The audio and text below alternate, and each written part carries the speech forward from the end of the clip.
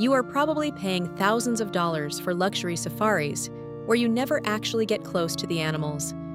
In the heart of Africa, there is a place where you can stand just 5 feet away from a giant silverback gorilla.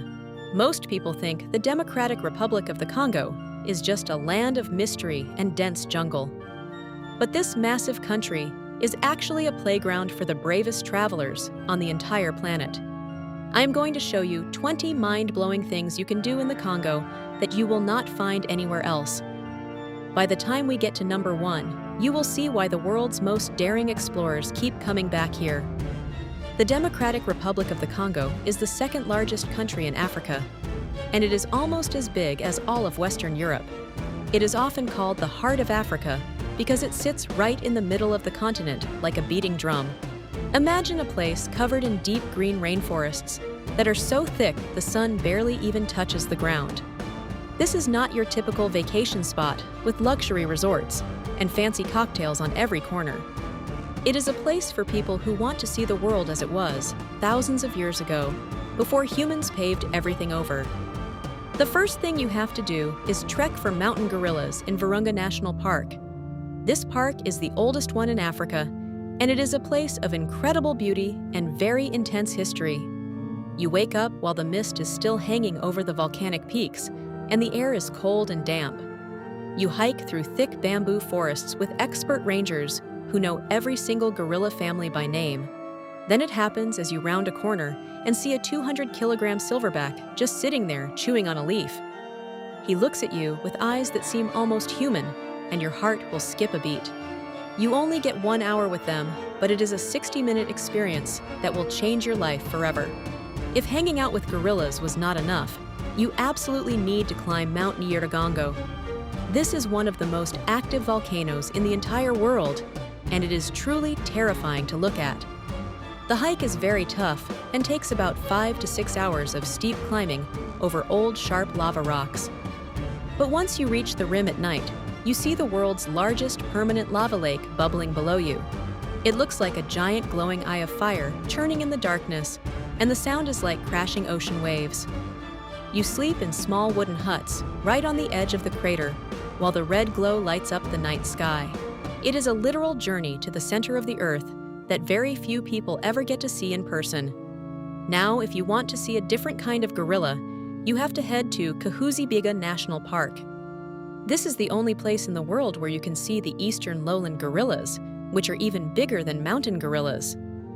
They live in the lower forests, and seeing them is a totally different experience because the trees are much taller. The rangers here have spent their whole lives protecting these animals from poachers, and they treat the gorillas like family. It is a much quieter park than Virunga, which means you might be the only person on the trail that day. Walking through the primary rainforest here feels like walking through a cathedral made of leaves and vines. If you are staying near the capital city of Kinshasa, you have to visit Lola ya Bonobo. Bonobos are our closest living relatives in the animal kingdom, but they are much more peaceful than chimpanzees. This is the world's only sanctuary for orphaned bonobos who were rescued from the illegal bushmeat trade. You can watch them play and interact in large forested enclosures that look just like their natural home. It is amazing to see how they resolve their problems with hugs and play instead of fighting like other apes do. The money you pay for your ticket goes directly to saving these animals and releasing them back into the wild. For something truly rare, you should travel to the Okapi Wildlife Reserve in the Ituri Forest. The okapi is a strange animal that looks like a mix between a giraffe and a zebra, with striped legs and a long neck. They are very shy and hard to find, but this reserve is the best place on the planet to see them. You will also meet the Mbudi people who have lived in this forest for thousands of years as hunters and gatherers. They can show you which plants are good to eat and how to find honey high up in the giant trees. It is one of the most remote places you can visit, and you will feel like you have traveled back in time. If you like birds, then Virunga National Park is your dream destination because it is Africa's largest tropical rainforest reserve. You have to travel by boat to get deep into the park because there are almost no roads at all. You will see colorful parrots and giant hornbills flying over the river as the sun sets over the trees. It is so big and so wild that scientists are still finding new species of plants and insects there every year. It is a place where nature is still the boss, and humans are just quiet visitors. In the far north of the country, you will find Virunga National Park, which looks more like the savannas of East Africa. Here you can go on a traditional safari to see elephants and giraffes, and even the very rare northern white rhino. The park has a very famous team of rangers who use helicopters and high-tech gear to protect the animals. It is a wide, open landscape of tall grass and scattered trees that feels completely different from the dark jungles down south. It is a great place to see the big African animals without the huge crowds of tourists you find in other countries. When you need a break from the heat, you should take a day trip from Kinshasa to see Zongo Falls. The water crashes down 65 meters into a pool below and creates a massive cloud of mist. You can walk along the edge of the river and feel the power of the water shaking the ground beneath your feet. There are beautiful spots to have a picnic and listen to the thundering sound of the waterfall. It is a favorite weekend spot for locals who want to escape the noise and traffic of the big city. For a more relaxing experience, you can spend a few days on the shores of Lake Kivu. This is one of the African Great Lakes, and it is surrounded by rolling green hills that look like they belong in Switzerland. You can take a boat ride on the water and visit the small islands where local farmers grow coffee and bananas. The water is very deep and clear, and there are no crocodiles or hippos, so it is safe to enjoy the view. The towns along the lake like Bukavu and Goma have a very cool and breezy climate that feels wonderful. In the city of Kisangani, you can witness the incredible Wajinia fishermen at the Boyoma Falls. These men use a very old and dangerous method to catch fish in the fast-moving rapids of the Congo River. They build huge wooden tripods right in the middle of the crashing water and hang large baskets from them. They climb out onto these thin poles with no safety gear and pull up baskets full of big fish. It is a tradition that has been passed down for many generations, and it is amazing to watch them work. They are some of the bravest fishermen in the world, and they are always happy to show visitors how they do it. Eventually, you will find yourself in Kinshasa, which is one of the biggest and most energetic cities in Africa. The city never sleeps, and the streets are always full of people and music and bright yellow taxis. You should take a guided tour to see the colorful markets and the grand government buildings. It can be very loud and chaotic, but the energy of the people is something you will never forget. Every corner has someone selling grilled meat or cold drinks, and the smell of the street food is everywhere. While you are in the city, you must visit the National Museum of the Democratic Republic of the Congo. It is a beautiful new building that holds thousands of years of history and art from all over the country. You can see ancient masks and traditional tools and learn about the hundreds of different tribes that live in the Congo. The museum explains how the country was formed and why the culture is so diverse and rich. It is a quiet and cool place to spend an afternoon and understand the soul of the Congolese people. You cannot visit the Congo without experiencing the world-famous Congolese rumba music. The best place to do this is in the Matongé district of Kinshasa, where the bars stay open all night long. You will see bands playing guitars and drums, while people of all ages dance with incredible skill. The music is smooth and happy, and it is the sound that defines the whole country. Even if you don't know the steps, someone will probably pull you onto the dance floor to teach you.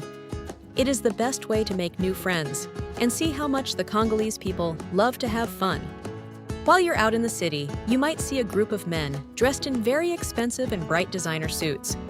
These are les sapeurs, and they belong to a special group that treats fashion like a religion. Even if they live in a poor neighborhood, they will save their money to buy the best silk ties and leather shoes from Europe. They walk through the streets like they're on a fashion runway, and everyone stops to cheer for them. It is a movement about pride and elegance, and it is one of the most unique cultural sites in the world.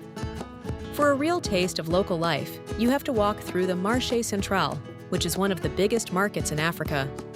You can find everything here from handmade cloth and jewelry to fresh fruit and live chickens. It is a maze of tiny paths and thousands of stalls where people are shouting and bargaining for the best prices. It is very crowded and hot, but it is the best place to see how the people of Kinshasa live and work every day. Just make sure to keep your bag close to you, because it is very easy to get lost in the sea of people. If you want some peace and quiet, you should visit the Kasantu Botanical Garden, which is about 2 hours from the capital. These gardens were started over 100 years ago, and they are full of massive tropical trees from all over the world.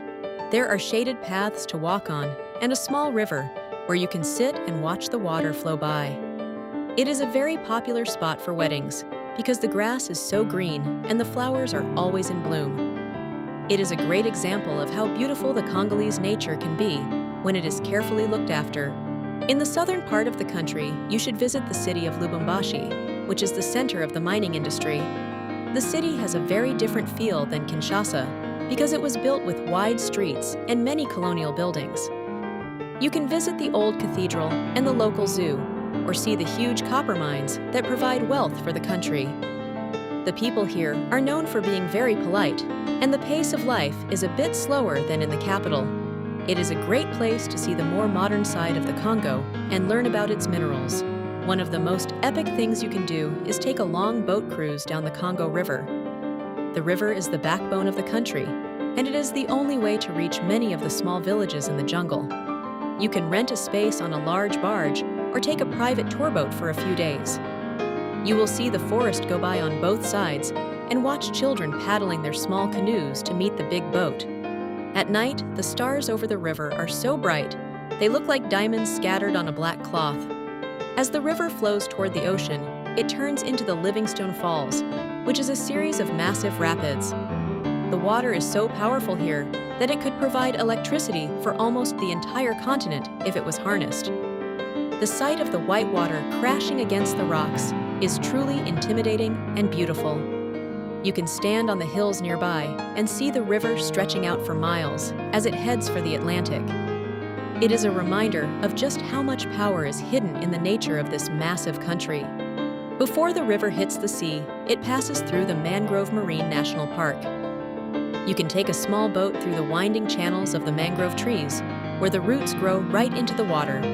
This is a great place to see manatees and many different kinds of seabirds.